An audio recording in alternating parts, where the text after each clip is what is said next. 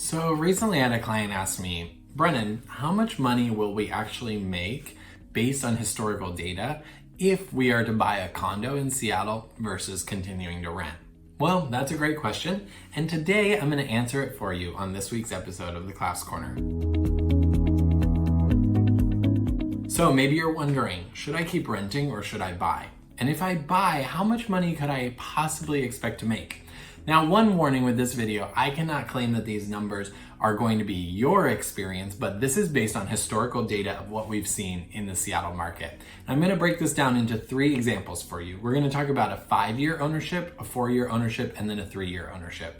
So based on what you might be looking at, I always recommend that you own for 5 or more years if possible. But if you're only going to own for 3 years, this might be really helpful for you too, to give you some numbers to think about.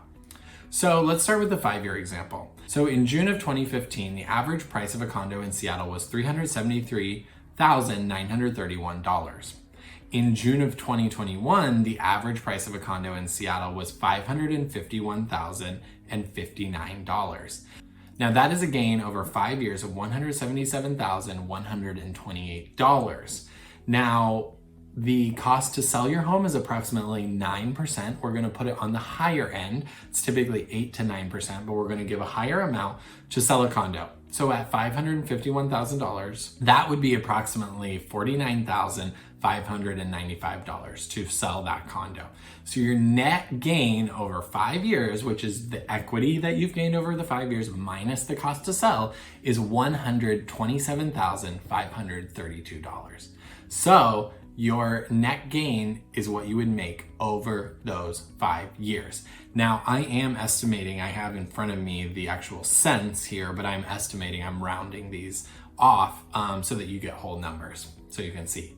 Now, for a 4-year condo example, so in June of 2016, the average condo in Seattle was sold at $460,662. Now the average June 2020 condo price again was $551,059. So the equity gain over 4 years was $90,397. Now when you take out the cost to sell, 9% of that, that's approximately $49,595, same as the last one because the selling price would still be that $551,000 approximately. So your net gain over 4 years comes down and it is $40,801 over 4 years. So not quite as much as the $127,000. The years fluctuate in terms of how much you can gain. Now, 3-year example, and this is a good reason why you probably want to own more than 3 years. In June of 2017, the average condo price was $537,337.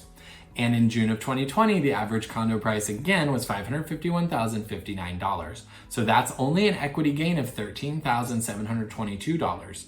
Now, if you take the cost to sell, 9% of that $551,000, that's about $49,595.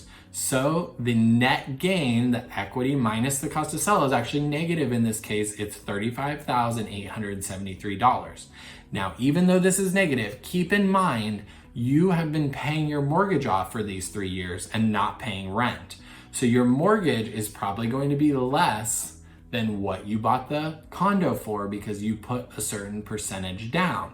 So if you put even 5% down, then you're probably going to make a little bit of money on the sale and you will have not paid rent for those 3 years. So keep that in mind.